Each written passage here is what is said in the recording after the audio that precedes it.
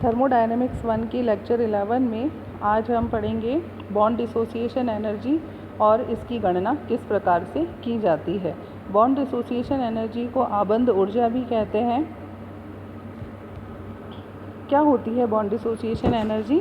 साधारण भाषा में हम देखें तो मानक अवस्था में किसी बंध के घटक परमाणुओं को गैसीय अवस्था में एक दूसरे से अनंत दूरी पर अलग करने के लिए आवश्यक ऊर्जा की मात्रा को आबंध ऊर्जा कहते हैं। The bond energy is defined as the average amount of energy per mole required to break a particular bond in a molecule into its constituent atoms, यानी कि जिन एटम्स से मिलकर के वो अणु बना है उन उस परमाणुओं से, जिन कॉन्स्टिट्यूएंट एटम से यानी कि परमाणुओं से मिलकर के वो अणु बना है, उस अणु को उन परमाणुओं में तोड़ने के लिए जिस एनर्जी की औसत ऊर्जा की आवश्यकता होती है उसे कहा जाता है बॉन्ड डिसोसिएशन एनर्जी। तो बॉन्ड डिसोसिएशन एनर्जी है, इसे नॉर्मली हम बॉन्ड एंथैल्पी भी कहते हैं। एक डायटॉमिक मॉलिक्यूल के लिए अगर हम देखें कि बॉन्ड डिसोसिएशन एनर्जी क्या होती है, तो होमोलिटिक बॉन्ड को तोड़ने के लिए जो आवश्यक ऊर्जा होती है उसे कहा जाता है बॉन्ड डिसोसिएशन एंथैल्पी। ये वास्तव में अलग अलग कंपाउंड्स में, अलग अलग यौगिकों में किसी पर्टिकुलर XY बॉन्ड को तोड़ने के लिए जो एंथैल्पीज़, बॉन्ड डिसोसिएशन एंथैल्पीज़ होती हैं, यानी कि जो एनर्जी होती है उसको ब्रेक करने के लिए, उनकी एवरेज वैल्यू बॉन्ड एंथैल्पी होती है। यानी कि बहुत सारे ऐसे कंपाउंड्स हैं जिनके अंदर CH बॉन्ड होता है फॉर एग्जांपल, तो अलग अलग कंपाउंड में CH बॉन्ड को तोड़ने के लिए आवश्यक ऊर्जा की एवरेज वैल्यू उस CH बॉन्ड की बॉन्ड एंथैल्पी कहलाएगी, क्योंकि उस बॉन्ड एंथैल्पी उतनी ऊर्जा हमें चाहिए उस CH बॉन्ड को ब्रेक करने के लिए। फॉर एग्ज़ाम्पल, एक पॉलीएटॉमिक मॉलिक्यूल हम कंसीडर कर रहे हैं एग्जाम्पल के तौर पर, जैसे कि वाटर मॉलिक्यूल हमने लिया, तो हम ये देखते हैं कि वाटर मॉलिक्यूल किससे मिलके बना होता है? हाइड्रोजन और ऑक्सीजन से। ये इसके कॉन्स्टिट्यूएंट एटम्स हो गए। तो इस कॉन्स्टिट्यूएंट एटॉमिक स्पीशीज़ में तोड़ने के लिए हमें 2 स्टेप्स की आवश्यकता होती है, क्योंकि इस वाटर मॉलिक्यूल केवल एक रिएक्शन के द्वारा हाइड्रोजन और OH- आयन में कन्वर्ट नहीं होता है, बल्कि दो रिएक्शन के द्वारा हमें हाइड्रोजन और ऑक्सीजन एटम मिलते हैं। तो वाटर मॉलिक्यूल 2 स्टेप के द्वारा अपने कॉन्स्टिट्यूएंट एटम्स में कन्वर्ट होता है। तो यहाँ पर हम देखेंगे फर्स्ट स्टेप के अंदर जो एंथैल्पी है 298 केल्विन पर, वो 502.1 किलो जूल पर मोल है। और सेकेंड स्टेप में हम देखेंगे कि जो एंथैल्पी है वो 423.4 किलो जूल पर मोल है। अब इन दोनों इक्वेशंस को अगर हम ऐड करते हैं तो टोटल जो एंथैल्पी चेंज है 298 केल्विन पर वो आता है 925.5 किलो जूल पर मोल। इस प्रकार से 2 OH बॉन्ड को ब्रेक करने के लिए जो आवश्यक ऊर्जा है वो 925.5 किलो जूल पर मोल है। अब हम इसका एवरेज निकालेंगे, औसत निकालेंगे। तो औसत निकालने के लिए हम इस मात्रा को, ऊर्जा की इस मात्रा को 2 से डिवाइड करेंगे, क्योंकि यहाँ पर 2 OH बॉन्ड ब्रेक हो रहे हैं। तो औसत ऊर्जा का मान आ जाएगा 462.8 किलो जूल पर मोल।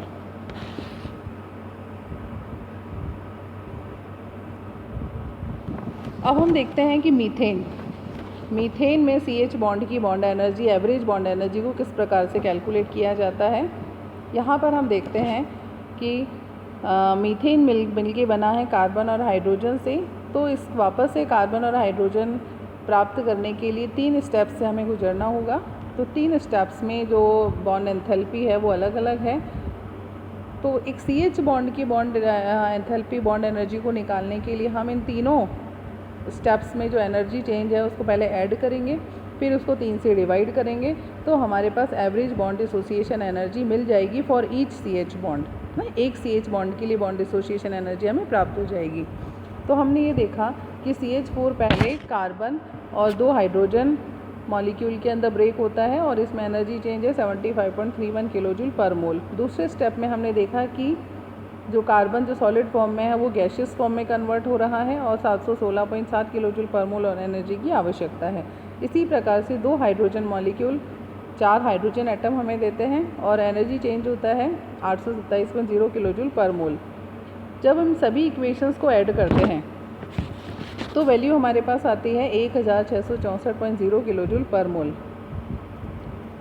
अब हमें प्रत्येक CH बॉन्ड के लिए average energy bond dissociation energy निकालनी है, जिसका मान आता है, अब हम इसे 4 से डिवाइड करेंगे क्योंकि यहाँ पर 4 CH बॉन्ड है मीथेन के अंदर, तो हमने 4 से डिवाइड किया तो 416 किलोजूल पर मोल हमारे पास एक CH बॉन्ड की एवरेज बॉन्ड डिसोसिएशन एनर्जी हमें प्राप्त हो गई। इसी प्रकार से हम अगर इस एग्जाम्पल को लें जिसमें कि इथेन एक क्लोराइड आयन से रिएक्ट करके बना रहा है, रेडिकल मान लीजिए क्लोराइड रेडिकल से रिएक्शन करके इसमें हाइड्रोक्लोरिक एसिड और इथिलीन का फॉर्मेशन हो रहा है। तो यहाँ पर इथेन में जब एक CH बॉन्ड ब्रेक हो रहा है तो उसके लिए आवश्यक ऊर्जा 1 से 1.1 किलो कैलोरी पर मोल है। सिमिलरली हाइड्रोक्लोरिक एसिड के फॉर्मेशन की जो बॉन्ड एंथैल्पी है वो 103.15 किलो कैलोरी पर मोल है। हम यहाँ देखें कि जो फॉरवर्ड रिएक्शन है वो तो एक्सोथर्मिक नज़र आ रही है, यानी कि उसमें ऊष्मा बाहर निकल रही है और डेल एच का मान -2.1 किलो कैलोरी पर मोल आ रहा है। लेकिन अगर हम इसे रिवर्स रिएक्शन देखते हैं, रिवर्स रिएक्शन में जो रिवर्स रिएक्शन है 298 केल्विन पर वो एंडोथर्मिक है और उसके लिए डेल्टा एच का मान +2.1 किलो कैलोरी पर मोल होगा, क्योंकि ऊष्मा की आवश्यकता है, ऊष्मा उसमें अवशोषित हो रही है। हाँ, अब देखें सिग्निफिकेंस की बॉन्ड डिसोसिएशन एनर्जी की क्या महत्व, इसकी महत्ता क्या है, क्या इम्पोर्टेंस है इसकी, तो इसका क्या क्या उपयोग है, उपयोगिता हमें देखनी है। बॉन्ड डिसोसिएशन एनर्जीज जो केमिकल प्रोसेस होते हैं, जो रासायनिक प्रक्रम होते हैं, उनमें होने वाली एनर्जेटिक्स को ज्ञात करने के लिए उपयोगी है। These are useful in assessing the energetics of chemical processes। दूसरा, बॉन्ड डिसोसिएशन एनर्जी क्योंकि एक एंथैल्पी है, एंथैल्पी स्टेट फंक्शन होती है, तो बॉन्ड डिसोसिएशन एनर्जी भी एक अवस्था फलन होगा।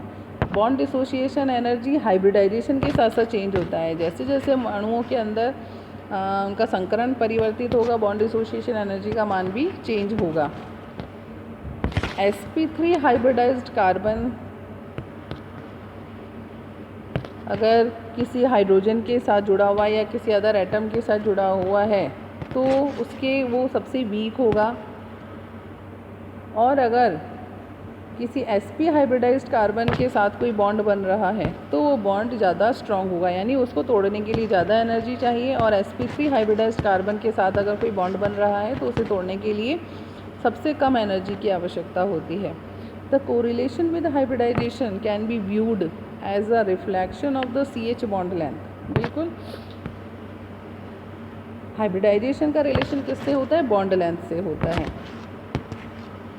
Longer bond formed with sp3 orbitals are consequently weaker, यानी sp3 ऑर्बिटल्स के साथ जो बनने वाले बॉन्ड हैं वो बड़े होते हैं, लंबे होते हैं, उनकी लंबाई लेंथ ज़्यादा होती है, इसलिए वो वीक होते हैं। और जो शॉर्टर बॉन्ड होते हैं जो कि ज़्यादा एस कैरेक्टर वाले ऑर्बिटल्स के साथ बनते हैं, जिसमें हाइब्रिडाइजेशन ज़्यादा एस कैरेक्टर, यानी कि sp जो है वो सबसे ज़्यादा एस कैरेक्टर वाला हाइब्रिडाइजेशन होता है, जिसमें 50% एस कैरेक्टर होता है, और sp2 में उससे कम परसेंटेज होता है एस कैरेक्टर का, और sp3 में सबसे कम परसेंटेज होता है एस कैरेक्टर का। तो इसलिए जो sp हाइब्रिडाइज्ड ऑर्बिटल्स होते हैं वो सबसे ज़्यादा स्ट्रॉन्ग होते हैं क्योंकि उनकी बॉन्ड लेंथ बहुत कम होती है। CH bond dissociation energies substitution के साथ भी चेंज होती हैं। अगर कोई sp3 हाइब्रिडाइज्ड सिस्टम है, फॉर एग्जांपल मीथेन, तो ये स्ट्रॉन्गेस्ट CH बॉन्ड इसके अंदर होगा। CH bond on primary carbon are stronger than those on secondary carbon. Primary carbon पर जो CH बॉन्ड होते हैं वो ज़्यादा स्ट्रॉन्ग होते हैं सेकेंडरी कार्बन की तुलना में, और जो सेकेंडरी कार्बन के CH बॉन्ड हैं वो टर्शरी कार्बन की तुलना में सबसे ज़्यादा स्ट्रॉन्ग होते हैं। तो ये था हमारा आज का विषय। उम्मीद है कि आप सबको समझ में आया होगा। Thank you.